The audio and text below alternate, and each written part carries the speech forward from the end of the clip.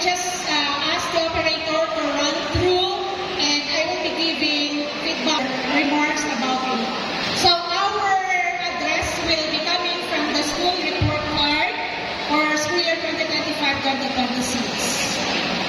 Then, this SRC composed of 19 key indicators. And the first one, okay, the enrollment. As you can, our graph showed that the enrollment of Antipas National High School has an increasing trend for 3 school years.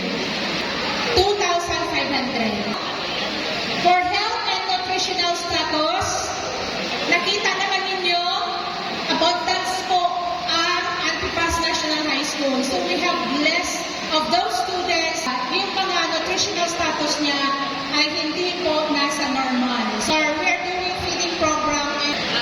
For our learners materials, Antipas National High School is blessed to have a varied learner materials. For 54 sections, all classrooms having their instructional materials like television.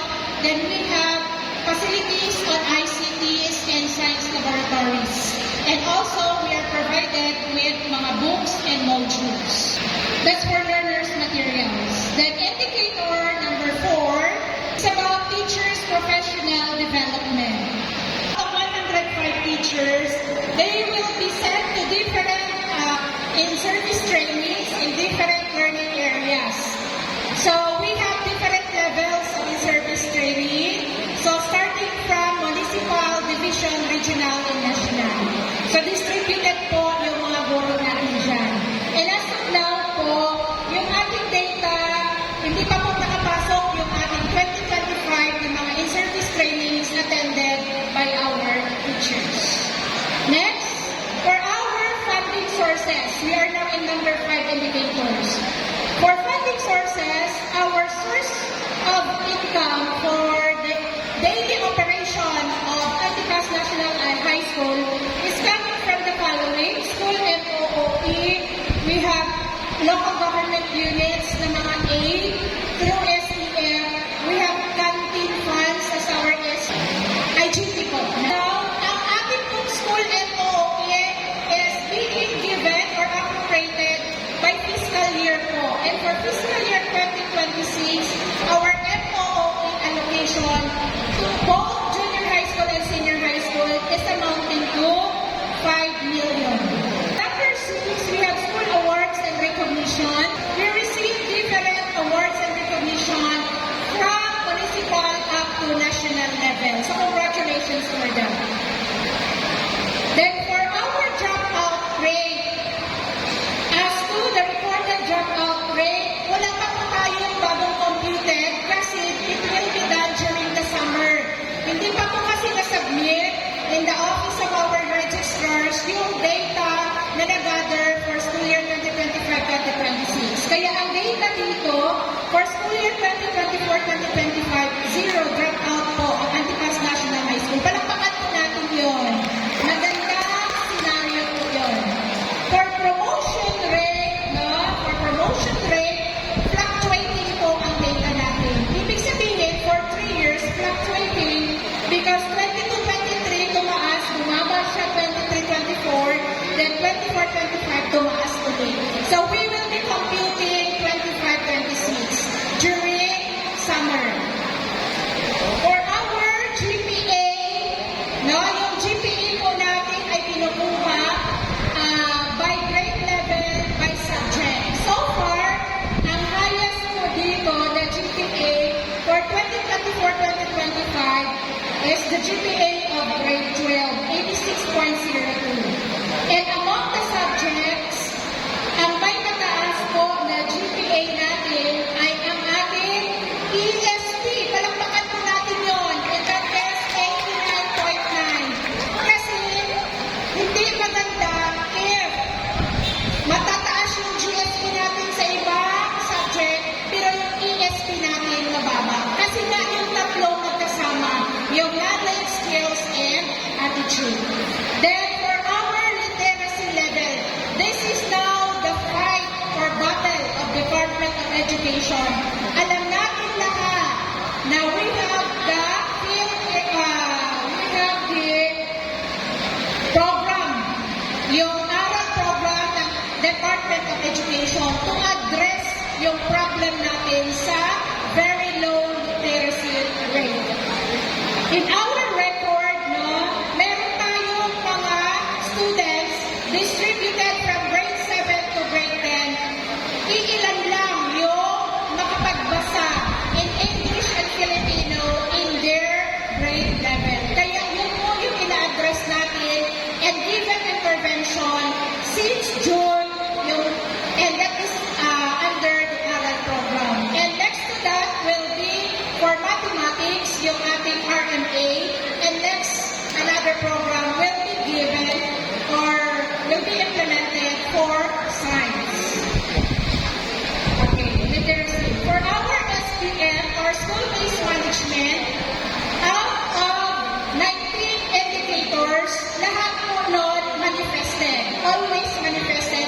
So congratulations for Antipas National High School. Palakpakan po natin yung ating school-based management because lahat po ng indicators ay manifested.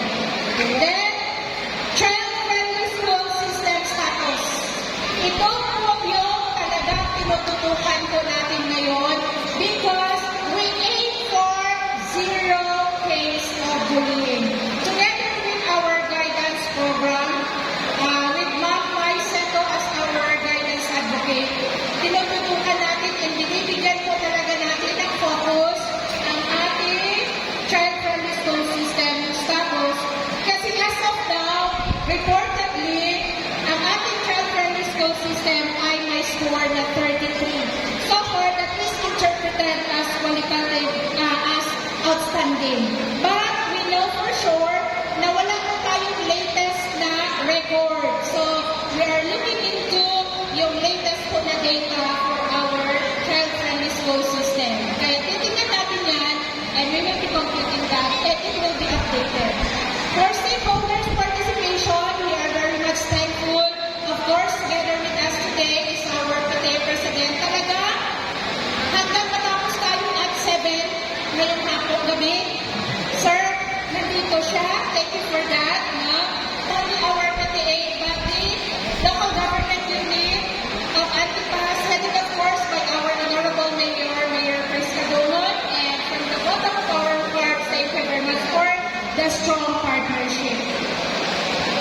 For our teacher-learners ratio, so far, okay po yung aming computation, no? Kailangan lang po yung ibang mga subject area for additional teaching personnel. Hopefully, because of our increasing enrollment, we will again be given a teacher item position this coming opening of classes. Then for classroom learners ratio, ito po yung problema ng Antipas National High School because our enrollment is not, kumbaga, fit doon sa ating number of classrooms. Kaya nga, 54 sections lang po tayo because of our limited classrooms. But, good news because the construction of classroom building now is being forced through in the level of DepEd and local government units. So, we are priority in the list of our LGU. We gave the data 2 months ago when LGU asked the data regarding our number of enrollment versus our number of classrooms. So hopefully and praying na mabibigyan po tayo later. For learners toilet ratio, through of course of the support of the classroom homeroom, na-provide po natin ang pangangailangan and we are looking forward for additional construction of toilets, no, with our GAT budget, yung Gender and Development budget. So hopefully, madadagdagan po natin yun. Kasi may mga program owners na po, project owners na pumunta sa akin and nagpasign ng kanilang program of works para sa construction of comfort rooms this coming school year. For learner seat ratio, walang problema. Abundant siya po ang Antipas National High School in terms sa mga upuan. No? Monoblock ano na siya, or quick armchairs na tayo. Sir Oriana? Okay, so